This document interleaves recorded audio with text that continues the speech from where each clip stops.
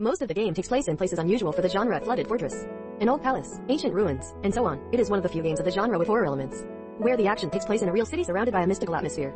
Some of the objects have been reproduced in front of the royal city and historical buildings. The game has many objects that reflect the national style of the ancient city. The main action of the game takes place in Baku, Azerbaijan. It is played in first and third person. In this game, we play the role of young scientist Farhad Novruzov, who has returned to his homeland to help make a documentary for an international TV channel. Articles from the extensive encyclopedia, which contains articles about historical objects, characters, symbols, etc., are added as the game progresses. With the help of the technological glasses possessed by the protagonist, it is possible to read and decipher inscriptions in ancient languages found on the walls of the old city. There are 3 ways to survive: try to resist waves of enemies, kill all enemies within a certain time, and finally stay alive as long as possible. This is the oldest part of the city, with thousands of years of history, surrounded by a fortress wall, within which there are dozens of historical and archaeological monuments. Next, the ancient streets. It takes place in the real center of the city of Baku.